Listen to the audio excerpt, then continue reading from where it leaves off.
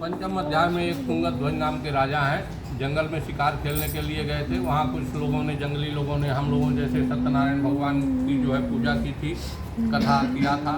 राजा आए तो उनको जो है सम्मान के साथ प्रसाद देना चाहा, लेकिन राजा ने उस प्रसाद का तिरस्कार कर दिया। उस जगह को भी दंडवत भी नहीं किया और चले गए। अभिमान के कारण अपने नगर में गए तो इनका पूरा नगर जो है गायब हो गया।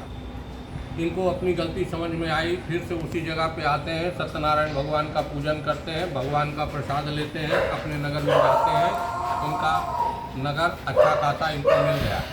देखिए, इसमें मैंने आप लोगों को छोटी छोटी 5 कहानियाँ सुनाई। पहली कहानी मैंने ब्राह्मण देवता की सुनाई। ब्राह्मण देवता अगले जन्म में सुदामा नाम के ब्राह्मण बनते हैं। उज्जैनी में पढ़ने गए थे, वहाँ भगवान श्री कृष्ण से मित्रता हो गई थी, भगवान के जो है मित्र बन गए थे। भगवान के हिस्से के थोड़े चने खाने के कारण जीवन में गरीबी का सामना करना पड़ा। वहाँ से चले आए, भगवान जो है द्वारिका पहुँच गए और ये अपने सुदामापुरी में रहते थे। गरीबी, बहुत गरीबी थी साहब। जो है पत्नी कहा करती थी कि जो है जाओ भगवान से मिलाओ, हैं कैसे तुम मित्र हो? कहते हो कन्हैया मेरा मित्र है। जब से मैं शादी हो करके आई तुम्हारे घर में तो ना तो कन्हैया को आते तुम्हारे यहाँ देखा और ना ही तुमको जाते देखा। ऐसे में जो है संबंधों में वो पड़ जाता है। कभी कभी मिलते जुलते भी रहना चाहिए तो प्रेम बना रहता है।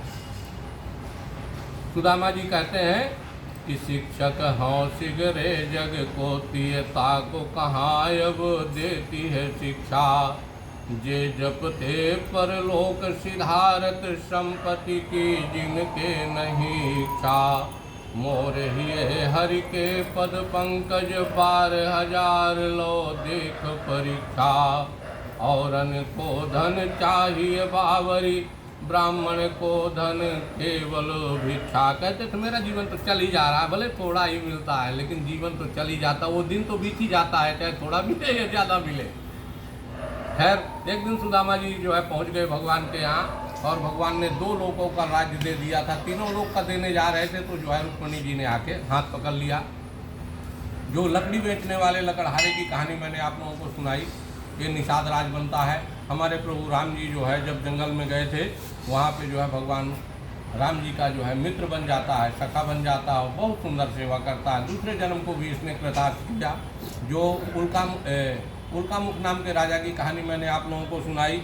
एक कालांतर में महाराजा दशरथ बनते हैं और दशरथ जी के विषय में क्या कहा जाए, जो है साहब जिसका बेटा जो है राम हुआ हो और जो है आज भी उसके मंदिर बने हों, जो है परमात्मा के रूप में पूजा जाता रहा हो, तो उसके बाप के पुण्यों का जो है वर्णन हम लोग क्या कर सकते हैं कि कितना पुण्यात्मा रहा होगा।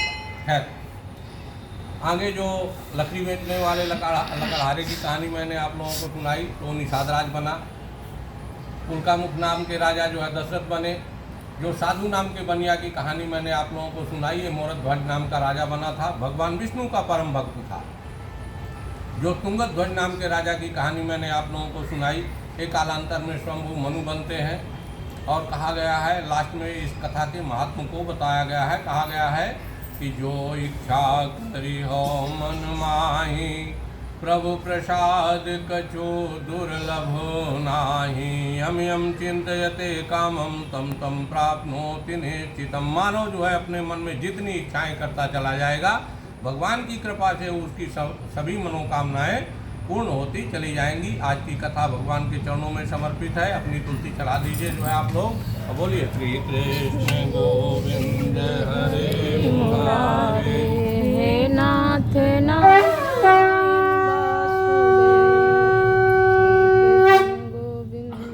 सत्यनारायण भगवान की जय।